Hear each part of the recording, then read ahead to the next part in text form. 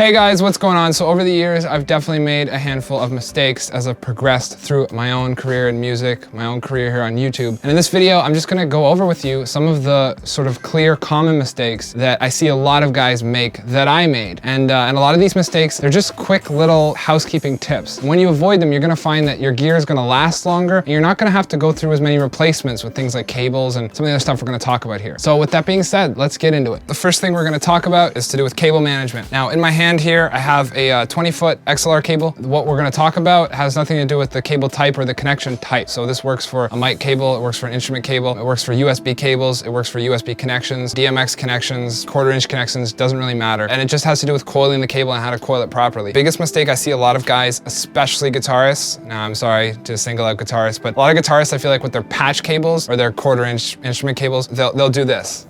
I see this a lot, where you wrap around the elbow, you kind of force the cable into place. You don't want to do that, because what's happening is anytime you're coiling a cable and you have to put this kind of pressure on it, even if it's light, even if there's a little pressure, you're still kind of forcing it. And what happens over time is every time you coil it that way, you're breaking the filaments inside the cable slowly, and the cable, you're just kind of taking, if the cable is gonna last 10 years, well, it's only gonna last 8 now because of that, or 6, or whatever it is, right? Those are just hypothetical numbers, but that's the concept. So you want to coil this into a position in which the cable was manufactured to sit in. And you can kind of do that just by taking the cable like this, getting about, you know, whatever, about that amount of distance between your fingers. And what I'm doing here is I'm gonna twist. I'm gonna twist and then bring them together.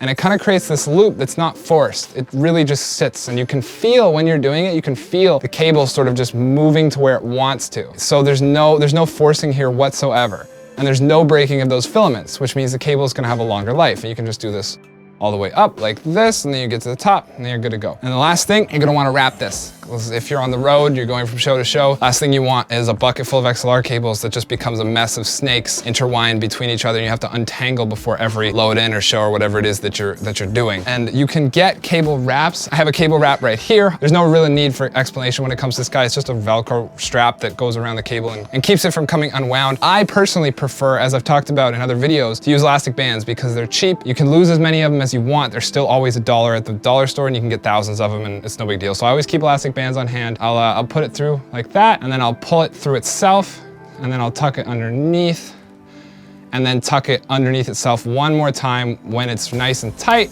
and it just stays like that.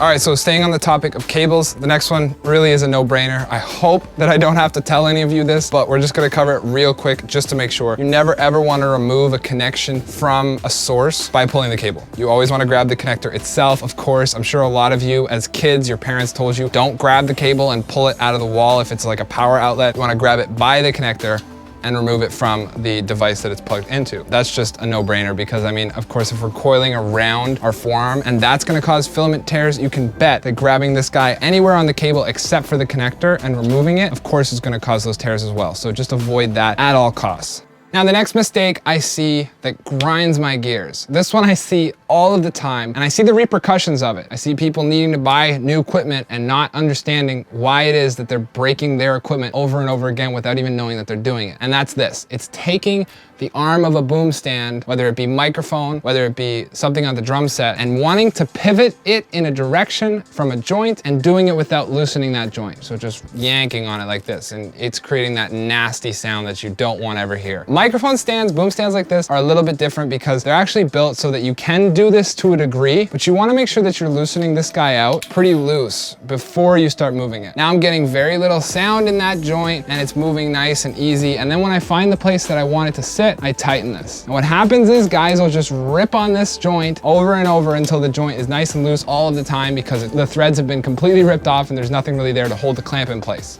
This concept with loosen it before you move it applies everywhere on the drum set, especially on the drum set with drummers. A lot of guys will be like, oh, the rack tom isn't at the right angle I want it to, and they'll just take that guy and yank it and move it, and I'm not gonna do it because I value my gear too much to do that. Don't touch it unless it's loose, whatever it is, right? So if I wanna move this rack tom, I'm gonna go in here, I'm gonna loosen it at its ball pivot, and then I'm gonna be able to move this around.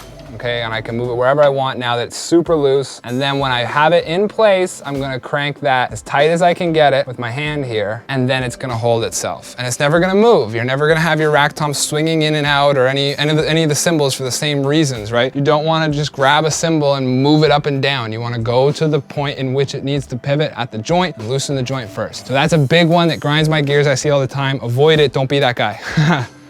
These next ones are gonna be specific to drummers. So the next thing we're gonna talk about is how to hit a cymbal properly, because I see a lot of guys a lot of the time breaking cymbals that they don't need to break because they're just hitting it the wrong way. It's not great to have cymbals flat. The whole like style of having your cymbals all level, that kind of came, I guess, in the early 2000s, early to mid 2000s, sort of from guys like Travis Barker, and you see it now throughout most of the metalcore scene. Everybody's got their cymbals either lower and flat or high and flat, but they're flat. That's not great for the cymbal. Ideally, you want a little bit of a tilt. Even if it's that kind of tilt, like you want a little bit of a tilt in the cymbal. Secondly, you never want to hit the cymbal like this. What's gonna happen is if you're gonna hit a cymbal hard, up high like this with no tilt, pointing towards the bell over and over, you're gonna get hairline fractures, hairline cracks that point towards the bell. And that's a sign that you're not playing the cymbals very well, at least when it comes to durability's sake. You wanna hit your cymbals with a glancing blow. You wanna hit it here on the stick and that point of contact coming across the cymbal like that, right? You don't want this. You want more of a glancing blow from the side. And this fundamentally changes the way that that cymbal is gonna ripple, and the stress points in the cymbal, it will crack, especially if you're a heavy hitter like myself. Eventually, even doing it the proper way, I do get cracks, but you're gonna notice the crack is in a different place. I usually crack cymbals kind of like around the edge, like it's like in a ring around the edge of the bell in a line, instead of these outside cracks. The outside cracks that point towards the bell, those are gonna occur a lot quicker, especially if you're not hitting the cymbal properly, which is those direct hits. You always wanna come kind of from the side and hit like that down and glance off it. So that's how you hit your cymbals. Drums are a workout. You're gonna get sweaty. When you get sweat on your cymbals, try and get it off. It leaves like a residue. It's something that over the years, like as I've added more energy to my playing, up the speed on my legs, the more sweaty I get, the more sweat gets on the kit. And you wanna get that sweat off. It's not good for any part of the kit. It's not great for the wood and the skins, but it's especially bad for the cymbals because it's sweat. It's filled with everything that is gonna cause rusting and damage to metal, right? So, I mean, your cymbals aren't necessarily susceptible to that right away, but you're gonna get this kind of like these like green spots in some cases. And I don't have any going right now. Sometimes I do. On some of my practice cymbals, which I don't care about as much, they're all the cracked ones I have behind the curtain over here. I do have like weird spots from the sweat, kind of like these little rust spots that the sweat causes. Just a good housekeeping trick. Try and get the sweat off your cymbals after those really sweaty, long practice sessions.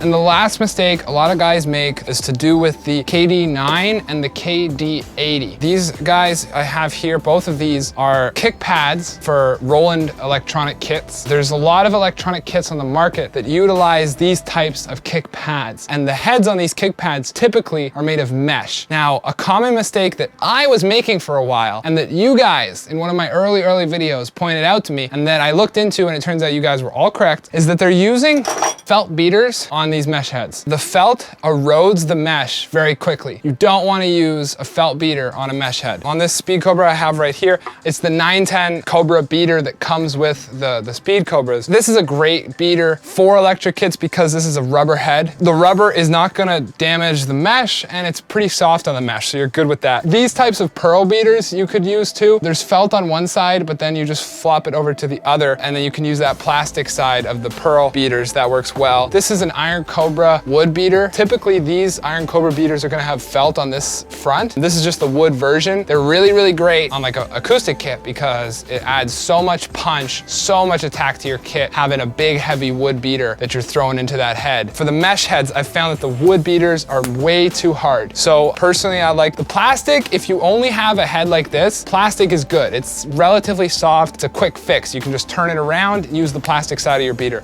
But the best, in in my opinion, that I've encountered so far of this little bit of a plethora of beaters that I've tried over the years has been this Cobra beater, just because, like I said, the rubber so soft on it, but at the same time, it doesn't have any, it's not felt, so it's not gonna damage it. So that's been it. I hope you guys enjoyed this video. I hope you learned maybe 1 or 2 mistakes you were doing you didn't know about. Now you can correct that, maybe save yourself some money down the line. Don't have to replace some gear as quick. With all that being said, I wanna leave a huge, huge thank you to all of the incredible individuals that support me on Patreon that make videos like this possible. If you want to get involved and join my Patreon community, my Discord community, you can check out my Patreon through a link in the description below. As well, if you'd like to support the channel, I have a merch link in the description below. If you want to connect with me further, there's social media links on the screen for you, as well as in the description below, of course. Thank you so much for checking out this video, and I will see you guys all very soon with something new.